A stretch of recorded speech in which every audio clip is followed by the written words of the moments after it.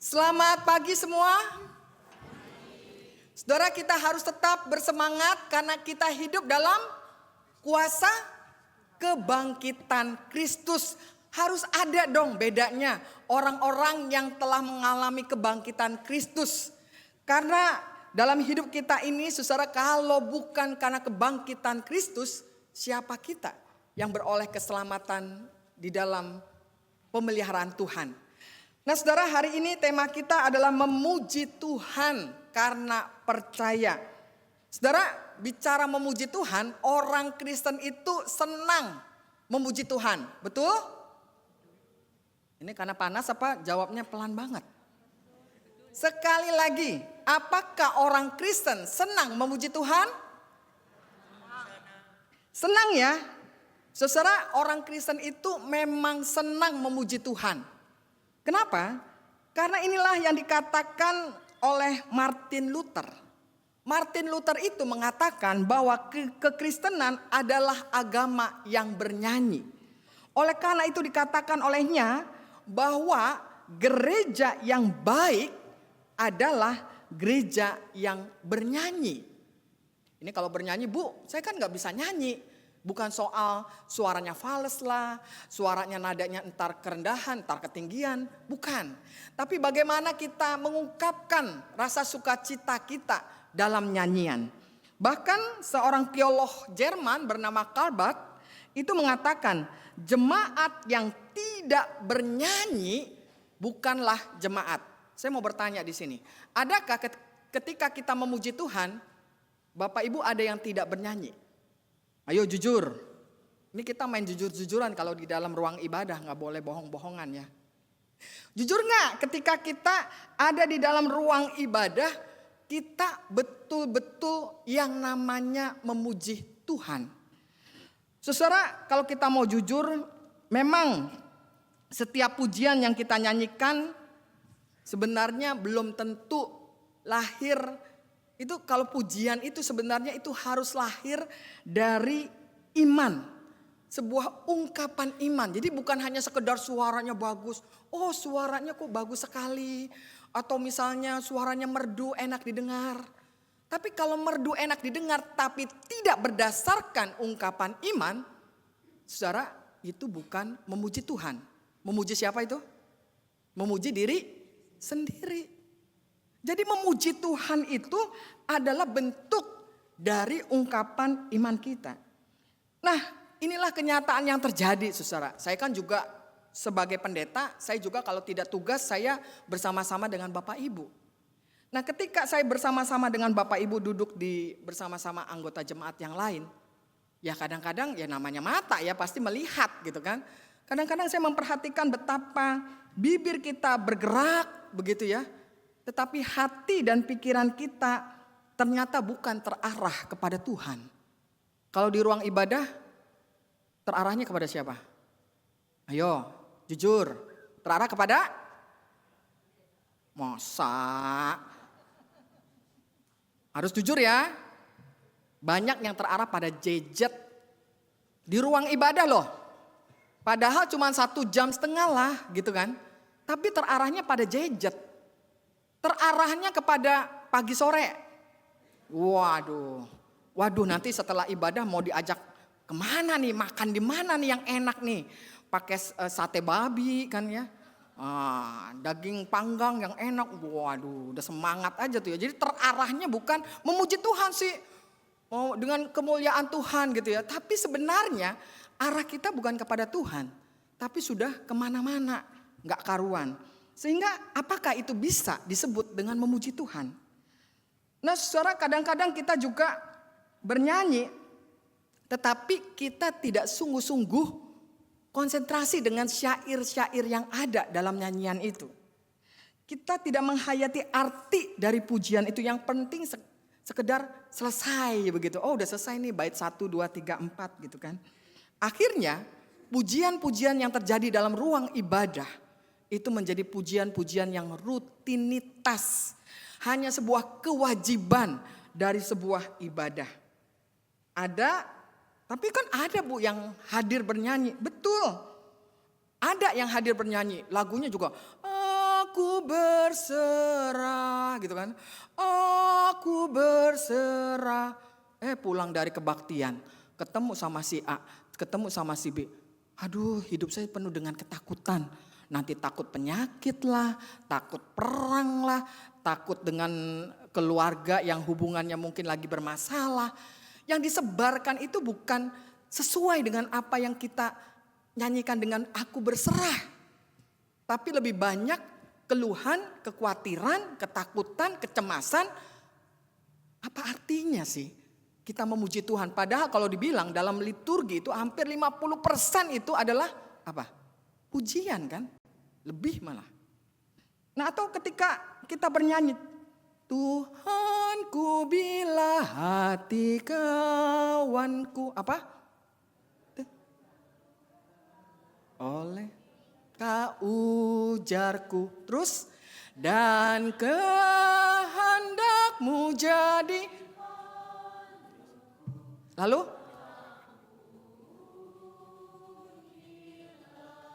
nah, nyanyinya enak kan? Ampunilah.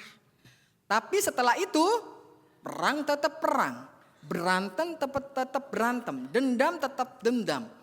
Lalu di mana gitu pujian dan nyanyian-nyanyian itu? Nah, karena itulah saudara, kita dalam hal ini harus belajar bahwa yang namanya kita beribadah itu ini bukan hanya sekedar aktivitas liturgi. Ini bukan hanya sekedar suara yang aktif, pujian, nyanyian-nyanyian yang aktif dengan suara yang begitu merdu. Ya, bukan. Tetapi ada 3 hal yang penting ketika kita harus memahami tentang memuji Tuhan karena percaya. Lewat pembacaan-pembacaan kita hari ini, saya mau mengangkat 3 hal penting yang kita bisa pelajari sebagai umat Tuhan. Bagaimana kita menjadi umat Tuhan yang percaya, memuji Tuhan karena percaya. Jadi memuji Tuhan dasarnya karena percaya. Nah, bagaimana itu, Bu? Ada 3 hal. Pertama, saudara-saudara, kalau saudara dan saya ingin kita memuji Tuhan karena percaya, maka yang harus dimiliki memuji Tuhan itu adalah sebuah respon iman atas karya Allah yang nyata dalam kebangkitan Kristus. Jadi Bapak Ibu, di dalam Kisah Para Rasul pasal 2, Petrus memang tidak sedang bernyanyi pada waktu itu. Petrus itu sedang berdiri. Dan dia berdiri dan dia dengan berani bersaksi pada orang-orang yang hadir pada waktu itu. Bahwa Yesus yang disalibkan itu adalah Yesus yang telah bangkit. Dan apa itu artinya bagi seorang Petrus? Bagi seorang Petrus, Kristus yang bangkit itu adalah Kristus yang membuktikan bahwa hidupnya, dirinya telah dihapus bersih dari segala dosa dan tidak ada di dalam maut. Dan maut telah dikalahkan. Karena itu ungkapan kata-kata narasi yang diucapkan Petrus itu seperti bukan kata-kata yang keluar dari dirinya sendiri.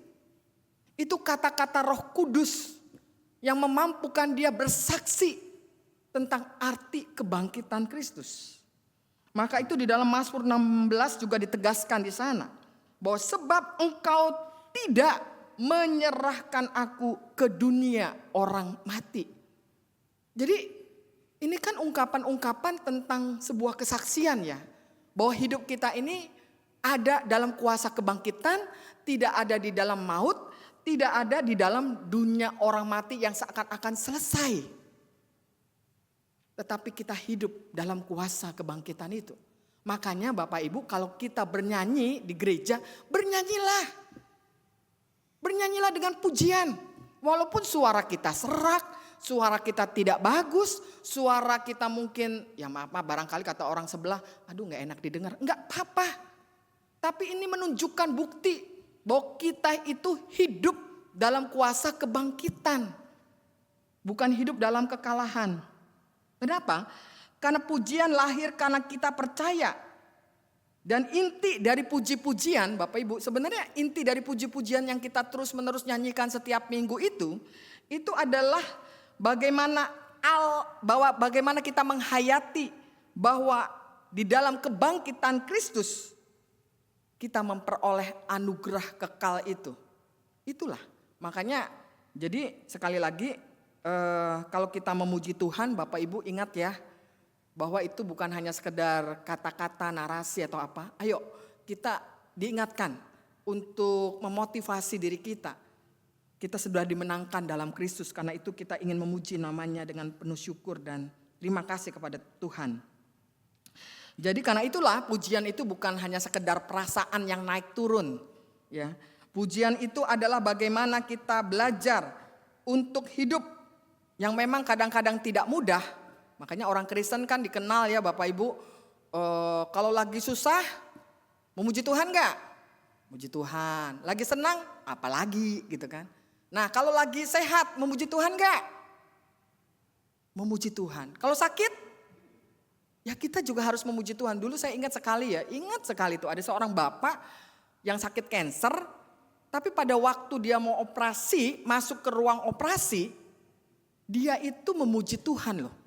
Saya sampai terkagum-kagum begitu ya. Biasanya orang kalau mau masuk ruang operasi kan ketakutan gitu ya. Kebingungan, aduh nanti operasinya bagaimana. Itu ada ungkapan iman di sana. Nah karena itulah saudara-saudara, inilah yang dikatakan oleh Helen Keller yang mengatakan bahwa iman adalah melihat cahaya dengan hati ketika mata hanya melihat kegelapan. Mungkin mata fisik kita melihatnya kegelapan, tapi iman kita mengatakan bahwa itulah terang yang menuntun kita untuk tetap setia di jalan Tuhan walaupun dengan situasi yang tidak mudah. Itu yang pertama. Lalu kedua, memuji Tuhan adalah hidup dalam pengharapan yang tidak tergoyahkan. Di dalam 1 Petrus 1 ayat 3-5 dikatakan bahwa kita dilahirkan kembali kepada suatu pengharapan yang hidup oleh karena kebangkitan Kristus Yesus. Jadi saudara, pujian kita ini bukan hanya tentang masa lalu ya. Kalau tadi kan yang bagian pertama itu karena kita memuji Tuhan karena kebangkitan Kristus. Sudah terjadi di masa lalu, kita dimenangkan. Tetapi juga sebenarnya pujian kita itu adalah juga bicara tentang masa depan. Karena di dalam pembacaan kita 1 Petrus 1 ayat 3-5 itu diungkapkan tentang warisan kekal. 1 Petrus 1 ayat keempat ya, itu mengungkapkan tentang warisan kekal yang tidak dapat binasa, tidak dapat cemar, dan tidak dapat layu, dan yang tersimpan di sorga bagi kamu. Jadi hidup kita bukan hanya bersyukur karena kita meyakini akan kebangkitan Kristus, tetapi juga dalam pengharapan kita menuju masa depan. Ini masa depan kan sedang lagi goyah ke sana ke sini ya. Gara-gara Selat Hormuz ya Bapak Ibu ya. BBM katanya nanti mau naik, lalu juga harga-harga sekarang sudah naik. Berpikir nanti kemana kehidupan ini. Saudara-saudara, kalau dunia memperlihatkan seperti itu, mata yang kita pakai itu jangan mata jasmani. Jangan pendengaran jasmani ya. Tapi mata pendengaran kita dan seluruh diri kita itu harus memakai mata iman. Kalau mata iman itu saudara, itu kuat sekali, kokoh sekali. Kita enggak terombang-ambing oleh situasi, oleh pemberitaan-pemberitaan. Kita hanya memegang teguh bahwa baik masa lalu, masa kini, dan masa depan kita ada di dalam tangan Kristus yang telah bangkit bagi kehidupan kita. Nah karena itulah apapun yang terjadi kita bisa mengatakan masa depanku aman di tangan Tuhan. Itu yang kedua. Lalu yang ketiga. Yang ketiga adalah memuji Tuhan adalah karena perjumpaan pribadi kita dengan Kristus yang hidup. Saudara, perjumpaan kita itu memang seharusnya tidak hanya kita rasakan pada waktu kita ibadah ya. Tapi juga dalam setiap peristiwa-peristiwa hidup, kesaksian-kesaksian hidup, Tuhan tuh memberi begitu banyak kesempatan supaya kita mengalami perjumpaan dengan Tuhan. Dan itulah juga yang terjadi dalam pembacaan kita. Di dalam Injil Yohanes 20, Murid-murid pada waktu itu mengalami ketakutan yang luar biasa. Apalagi dengan pemuka-pemuka Yahudi. Dengan garangnya, mereka begitu takut, mereka ada di ruangan yang tertutup. Tetapi ketika Yesus datang, mereka mengalami perjumpaan dengan Yesus. Apa yang terjadi? Apakah ketakutannya hilang? Apakah ancamannya hilang? Tidak, Bapak Ibu. Tapi di tengah-tengah ancaman sekalipun, apa yang dikatakan Tuhan Yesus kepada mereka? Apa yang dikatakan? Yang dikatakan adalah damai sejahtera bagi kamu. Saudara, itulah arti perjumpaan kita dengan Tuhan. Mungkin tubuh kita lelah, pergumulan kita begitu berat, tanggung jawab ini belum selesai, tambah lagi tanggung jawab itu, perkara ini belum selesai, datang lagi perkara berikutnya, kita akan mengatakan, Tuhan, sanggupkah saya? Kalau kita melihat dengan mata fisik, nggak sanggup. Mungkin kita jadi emosi, marah, menyalahkan ini, menyalahkan itu. Tapi sebaliknya, kalau kita merasakan perjumpaan yang sungguh dengan Tuhan, maka hati kita akan tetap damai sejahtera. Karena itulah yang Tuhan katakan setelah kebangkitannya. Damai sejahtera bagi kamu. Dan itu juga yang terjadi bukan hanya pada murid-murid Yesus kan. Tapi pada seorang pribadi Thomas. Thomas yang tadinya tidak percaya sebelum dia mencucukkan jarinya. Menjadi Thomas yang bisa memuji Tuhan dengan mengatakan, ya Tuhanku dan Allahku. Sebuah perjumpaan pribadi yang luar biasa. Mengubah cara pandang Thomas. Nah karena itulah saudara, kita percaya bahwa kehidupan kita ini selalu ada di dalam Kristus yang senantiasa memberikan keselamatannya yang sejati. Oleh karena itu saudara, hari ini kita bersyukur ya. Hari ini setelah kita merayakan Paskah, hari ini juga kita akan menyaksikan ada pelantikan badan-badan pelayanan. Saudara, pelantikan badan-badan pelayanan ini sebenarnya sekali lagi teman-teman yang ada di dalam badan-badan pelayanan, kan kita memahaminya ini bukan hanya sekedar tugas organisasi ya. Ini bukan hanya sekedar bagaimana kita menjalankan program-program gereja, kegiatan gereja habis ini apa. Kalau begitu semua kita akan lelah, kita akan capek. Kita justru ketika kita melakukan pelayanan, maka mindset kita, cara pandang kita dalam menjalankan pelayanan kita adalah bahwa kita sebagai pelayan-pelayan Tuhan ini sedang menyatakan iman kita. Iman kebangkitan Kristus. Iman yang mendorong kita untuk terus bersemangat. Karena kita tahu masih banyak orang-orang di sana yang membutuhkan sentuhan kasih lewat segala pelayanan yang kita lakukan. Nah karena itulah pelayan-pelayan yang sejati adalah mereka yang melayani bukan hanya sekedar sibuk sana sibuk sini, tetapi orang-orang yang melayani karena percaya dan bukan karena kewajiban, bukan karena tugas. Seperti Petrus ya, yang dulunya begitu takut murid-murid Tuhan Yesus, tetapi menjadi orang-orang yang bersaksi, yang berani. Karena apa? Karena sekali lagi mengalami Kristus yang bangkit.